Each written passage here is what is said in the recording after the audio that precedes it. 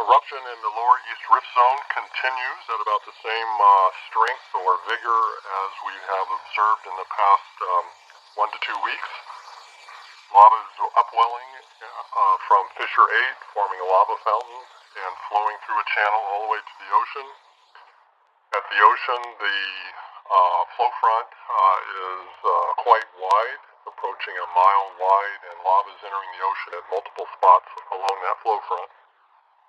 We've not seen any detected change in the vigor of the eruption at this point. Up at the summit, there was another seismic event, an explosive event that occurred early this morning at about 2:44 a.m. Hawaii time. This event followed 12 to 24 hours of increased seismic activity, very similar to the pattern of the explosive seismic events of the past 1 to 2 weeks. This particular event was accompanied by additional subsidence of the crater floor.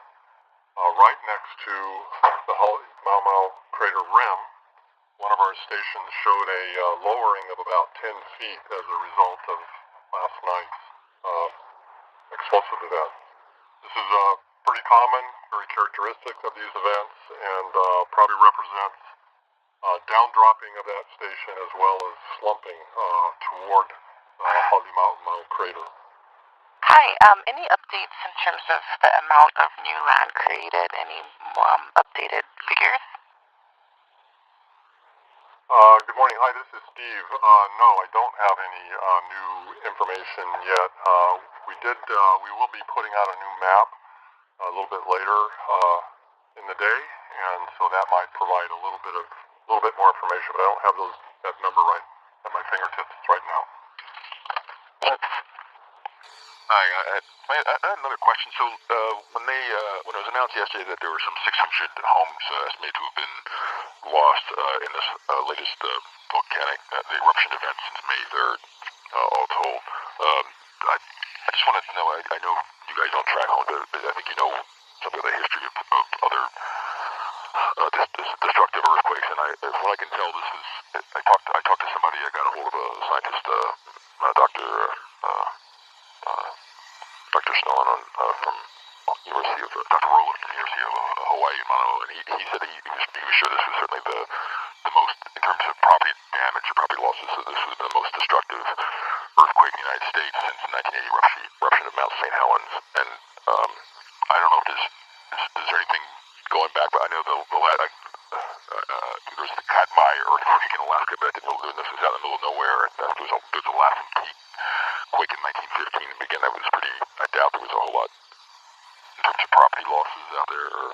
Is there anything else either on Hawaii or Alaska or anywhere else anybody knows about, or the Cascades that has since going back further than Mount St. Helens that destroyed this many properties in one go?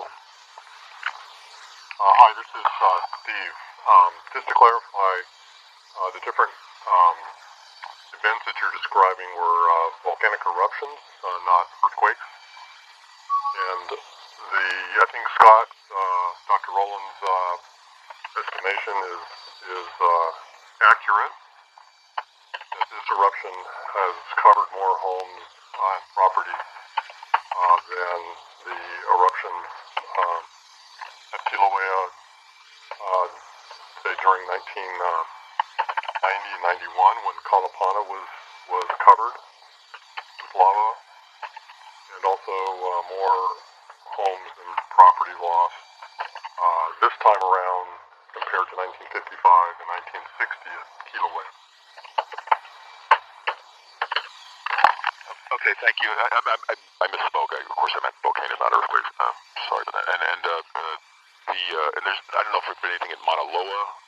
I think it was a big Mauna Loa eruption in 1984 or something. I think, but again, I don't think it lasted about 3 weeks, and I don't reckon there was a lot of property losses for that either. Is that right?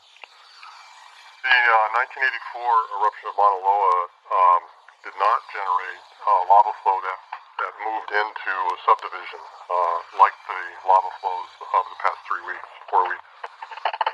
during that eruption, there were no homes lost. Before that time, Mauna Loa erupted in 1950 and did generate lava flows that went to the west coast of the island and did bury some homes and communities on that side of the island. So you don't know what the extent of that was, like in terms of losses of homes or communities? Not off the top of my head. If you take a look at the HVO website, go to the Mauna Loa section and look in the geologic history part, there's a little summary about the 1950 eruption. There may be some numbers like that you can pull from. Hi, thanks. Is it possible for new fissures to open at this point? This is Steve Brantley. Yes. The eruption is still going quite strong. For the past couple of weeks, the activity has been focused at Fissure 8. It certainly is possible for some of the other fissures to become active, or perhaps for even a new segment or a new fissure segment to become the eruption site in the near future. So just want to make it clear, this is not something that we're predicting. We can't really predict that. What we try to do is to measure keep track of the overall risk zone and where it's becoming pressurized as perhaps an indication to say where an additional extrusion or a new fissure might form. But for the past few weeks, the overall risk zone has been relatively stable. It has not been widening, it's not been pressurizing anywhere. So it appears that right now there's just a nice steady stream of magma moving through the rift zone and erupting at Fissure 8. And sorry, remind me when the last time, what date was the newest fissure? I don't have that information right at the top of my head. So I think the newest fissure was number 24, and we'd have to go back through some of our regular updates to see when that particular fissure, what date it formed. I don't have that at the top of my head. It's okay, thanks. There was a follow-up to that question about whether new fissures are possible. One of the things that we try to focus our field efforts on, both during our overflights, which we do 3 times a day now, and also during our field work in the area, is to try to track formation of the existing or the development of the existing ground cracks, whether they're widening or extending a longer distance, how much steam may be coming out of those ground cracks, and even the temperature, as a way to try to anticipate perhaps those cracks becoming a new fissure, active fissure. And so far we've not seen very much change in those ground cracks just uprift of where the fissure complex is located right now.